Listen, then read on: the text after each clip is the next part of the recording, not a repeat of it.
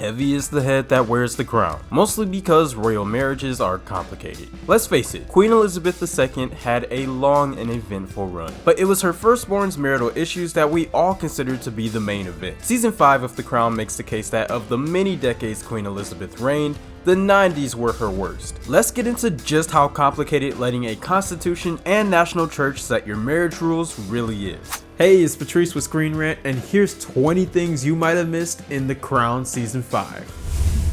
It's fitting for a series that covers the decades-long reign of Queen Elizabeth that there be an evolving cast as the characters age over time. Claire Foy started us off as the young queen dealing with the complications of marriage in a hereditary monarchy. For season 3 and 4, the marvelous Olivia Colman took over the royal duties of portraying the queen. This season sees Imelda Staunton taking on the queen as most of us have known her. Staunton's introduction follows the formula set forth by the casting change for Olivia Colman. For Colman's introduction, there was a series of shots that didn't show her face until the reveal that they were choosing between the old queen versus the new queen for an upcoming stamp. For Staunton, she gets a similar series of shots, though her indication of aging takes the form of her physical that includes being told keeping weight off you as you age is a bit harder.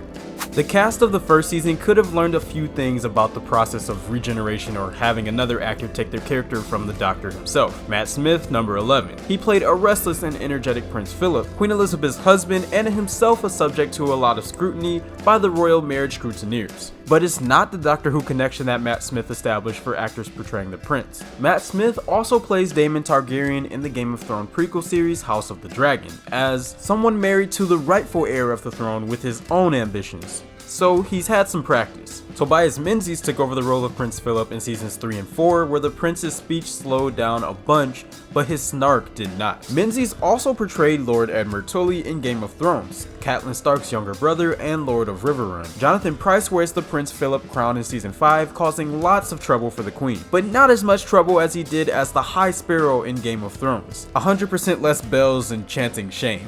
Staunton is no stranger to the Windsors and playing a queen. She played her own mother, that is Queen Mother Elizabeth in Cambridge Spies. That was a 4-part BBC series that was also based on real-life events in Great Britain. Her next trip to the crown was a little lighter, taking on the role of Queen in the Pirates Band of Misfits. She was also in The Pirates in an Adventure with Scientists. That seems more intriguing. In this stop-motion feature from the studio that introduced the world to Wallace and Gromit, Artemis Studios, Staunton provided the voice for Queen Victoria. Even the Queen's dresser has gotten into the Queen portraying game. Helen Ryan plays the Queen's dresser in The Crown Season 5. This is the person who helps dress the queen. The queen doesn't have time to stand in her room organizing her clothes and socks and stuff. Royalty does have its limits. Helen Ryan presumably had a dresser of her own when she took on Queen Elizabeth's great-grandmother, Queen Alexandra, in a series that covered the life of King Edward VII. Yeah, there's a whole lot of reused names when it comes to royalty acting.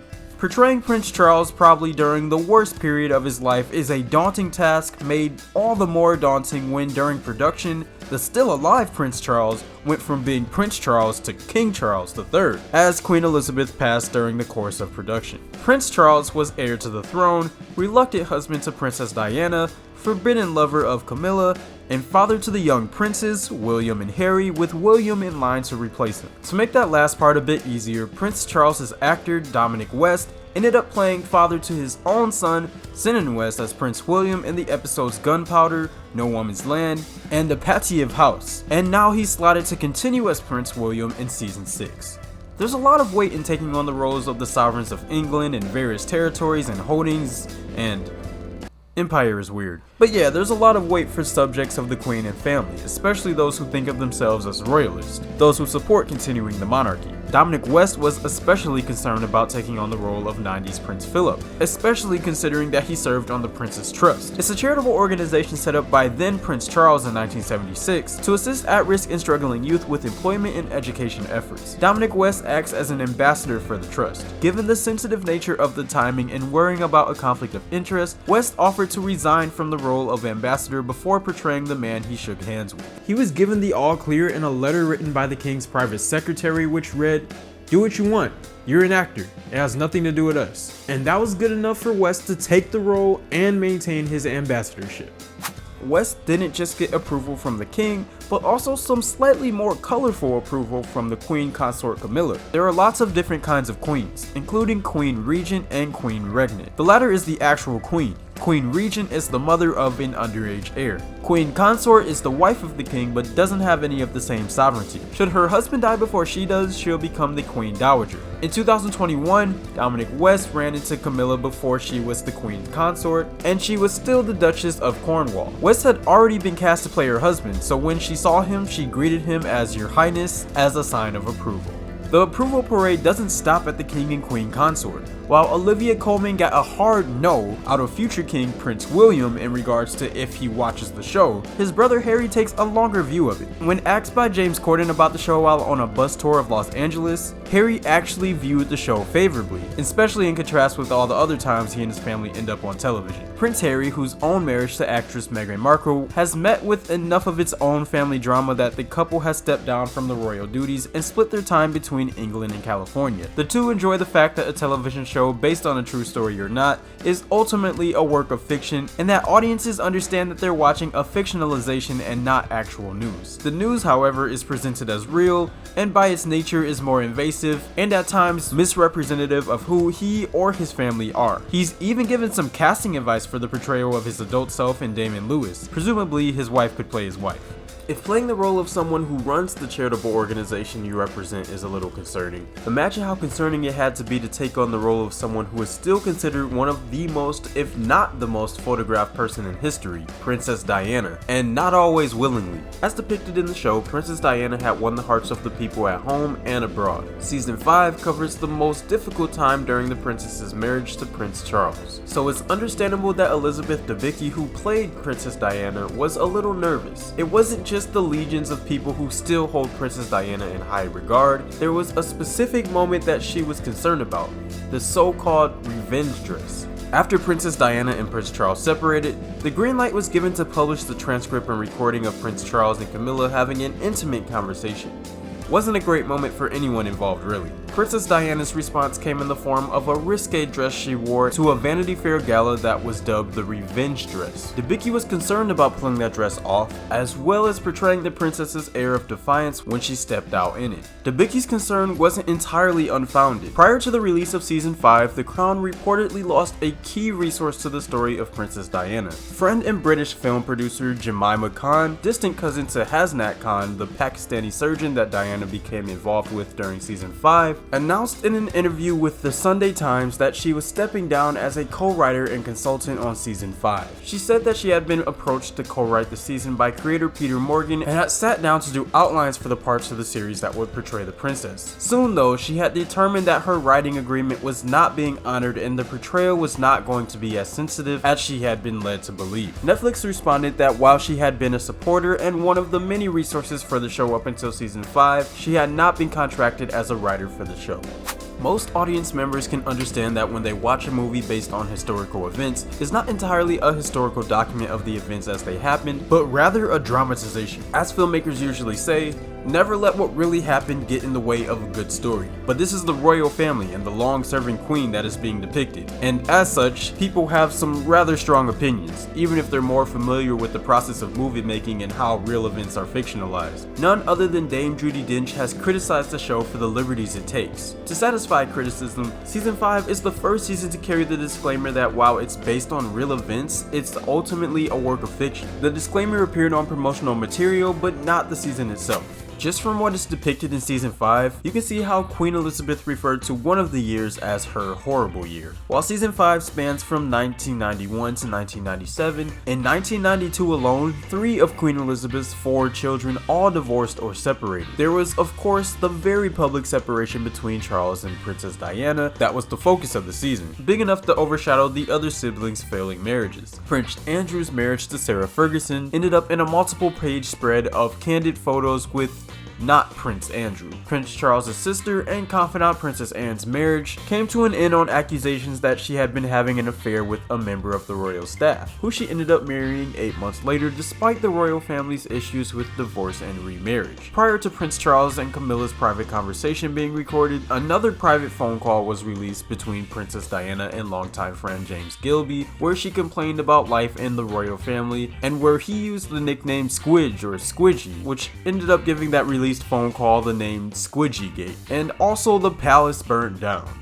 Over the years, there's been a fair amount of indication that one of the biggest hassles of being a royal is marrying, especially if you're part of a hereditary monarchy in Westeros. While the Windsors don't have a Westeros knack for disastrous weddings, the royal family still has a contentious relationship with marriage. The series opened on the drama that surrounded the Queen's sister Margaret and how her intention to marry Peter Townsend would cause a constitutional crisis. Avoiding a constitutional crisis seems to be Queen Elizabeth's primary concern. The importance of the symbolism of marriages in the royal family and the emotional scarring has been a recurring theme. Margaret's difficulty in love directly relates to her being forbidden to marry Peter Townsend, her true love. The family stands in the way of Prince Charles and his love for Camila, putting him in the position of marrying Diana even though he's clearly in love with someone else. Charles' sister is also prevented from marrying her choices. Episode 8 sees Princess Diana finally sitting down with Martin Bashir to conduct the famous interview where she mentioned that there were 3 people in her marriage. As she sits down for the interview, fireworks go off in the background. As covered in the show, that's because the interview is taking place on November 5th. In Great Britain, November 5th is Guy Fawkes Day, which is a day of celebration involving lots of bonfires and fireworks. The holiday refers to the 17th century plot to blow up the House of the Lords on the first day of Parliament to start a revolution that restored England to the Catholic Church. As Diana's interview was the beginning of the allowing for the divorce and the various constitutional implications that threaten the state of the monarchy, it's a perfect symbolic backdrop. That wasn't the only accidental symbolism that the series milks for real symbolism. During season 4 of the series, there's an awkward moment where Princess Diana gives Charles a videotape of her performing with the original London cast of the musical Phantom of the Opera to the song All I Ask of You. This apparently really happened as Diana was a huge fan of the musical, which itself is about a love triangle a touch more violent than the one she was in. In episode 4 and 10, there are brief segments of the ballet Swan Lake. Swan Lake is a pretty perfect ballet for the situation. Siegfried had been hunting swans to get over the fact that as a royal, he wouldn't be allowed to marry for love. After the usual raft of shenanigans, Rothbart the sorcerer tricks Siegfried into professing his love for Rothbart's daughter.